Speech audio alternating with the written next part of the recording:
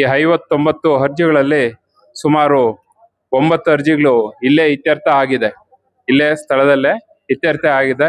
ಇದರಲ್ಲಿ 12 ಅರ್ಜಿಗಳು ಕಂದಾಯ ಇಲಾಖೆಗೆ ಸೇರಿದೆ, 5 ಅರ್ಜಿಗಳು KSRTCಗೆ ಸೇರಿದೆ, 1 ಅರ್ಜಿ KMF ಹಾಲಿನ ಡೈರಿಗೆ ಸೇರಿರ್ತಕ್ಕಂಥದ್ದು, ಮತ್ತೆ 1 ಅರ್ಜಿ ನಮ್ಮ ಇದಕ್ಕೆ ಹಾಸ್ಪಿಟಲ್ ಸೇರಿರ್ತಕ್ಕಂಥದ್ದು. CDPO ಇಲಾಖೆಗೆ ಒಂದು 3 ಅರ್ಜಿ ಬಂದಿದೆ. ADLR ಅವ್ರಿಗೆ ಒತ್ತುವರಿ ತೆರವು ಮತ್ತು ರಸ್ತೆಗಳು ಗುರುತಿಸ್ಕೊಡ್ತಕ್ಕಂಥದ್ದು ಅದೊಂದು 7 ಅರ್ಜಿ ಬಂದಿದೆ. ಅದೇ ರೀತಿ ಪಂಚಾಯತಿನಲ್ಲಿ ಕುಡಿಯೋ ನೀರಿನ ಸಮಸ್ಯೆ, ಮನೆ ಬಿಲ್ ಪಾವತಿ ಇತ್ಯಾದಿಗಳು ಸೇರಿ ಒಟ್ಟು 4 ಅರ್ಜಿಗಳು ಬಂದಿದೆ. ಈ ರೀತಿ ಎಲ್ಲಾ ಇಲಾಖೆಗಳದೂ ಬಂದಿರತಕ್ಕಂಥ ಅರ್ಜಿಗಳ ಬಗ್ಗೆ ನಾವು ತಕ್ಷಣ ಕ್ರಮ ವಹಿಸ್ತೀರಿ ಅಂತೇಳಿ ಮಾನ್ಯ ಶಾಸಕರಲ್ಲಿ ವಿನಂತಿಸಿಕೊಳ್ಳುತ್ತಾ, ಈ ಅರ್ಜಿಗಳನ್ನ ಅತಿ ಶೀಘ್ರದಲ್ಲೇ ವಿಲೇವಾರಿ ಮಾಡ್ತೀರಿ ಅಂತೇಳಿ ತಮಗೂ ಸಹ ಎಲ್ಲ ಅಧಿಕಾರಿಗಳ ಪರವಾಗಿ ಮತ್ತು ಮಾನ್ಯ ಶಾಸಕರ ಪರವಾಗಿ ಈ ಸಭೆಯಲ್ಲಿ ಭರವಸೆ ಕೊಡ್ತಾ, ಈ ಸಭೆನ ಮಾನ್ಯ ಶಾಸಕರ ಅನುಮತಿ ಮೇರೆಗೆ ಮುಕ್ತಾಯ ಮಾಡ್ತಾ ಇದ್ರಿ. ಹಾಗೂ ಈ ಸಭೆಗೆ ಆಗಮಿಸಿರ್ತಕ್ಕಂತಹ ನಮ್ಮ ಜನಪ್ರಿಯ ಶಾಸಕರಾದಂತಹ ಸಮೃದ್ಧಿ ಮಂಜುನಾಥ್ ಸರ್ ಅವರಿಗೆ ಎಲ್ಲರ ಪರವಾಗಿ ತಾಲೂಕು ಆಡಳಿತ, ತಾಲೂಕ್ ಪಂಚಾಯತ್ ಮತ್ತು ಗ್ರಾಮ ಪಂಚಾಯತಿಯ ಮತ್ತು ಇಲ್ಲಿ ಸೇರಿರ್ತಕ್ಕಂಥ ಎಲ್ಲಾ ಸಾರ್ವಜನಿಕರ ಪರವಾಗಿ ವಂದನೆಗಳನ್ನ ಸಲ್ಲಿಸ್ತಾ ಇದ್ರಿ.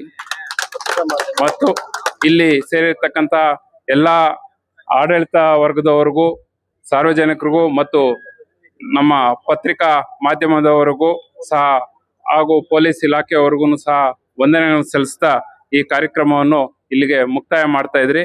ತದನಂತರ ಮಧ್ಯಾಹ್ನ 2:30 ನಂತರ ಇದರಲ್ಲಿ ಮಲ್ನಾಯಕ್ನಲ್ಲಿ ಗ್ರಾಮ ಪಂಚಾಯತಿನಲ್ಲಿ ಇರುತ್ತೆ ಅಂತೇಳಿ ಸಭೆ ಇರುತ್ತೆ ಅಂತೇಳಿ ಪತ್ರಿಕಾ ಮಾಧ್ಯಮದವರೆಗೂ ಮಾಹಿತಿ ನೀಡ್ತಾ ಇದ್ವಿ. ಥ್ಯಾಂಕ್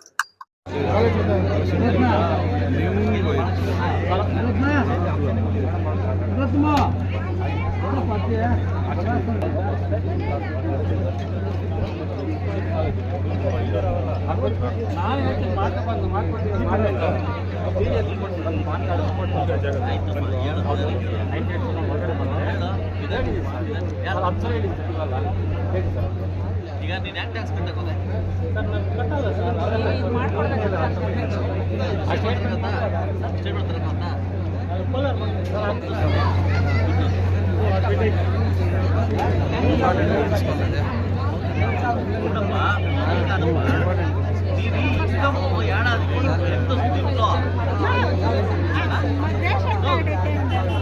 ಅರ್ಜಿ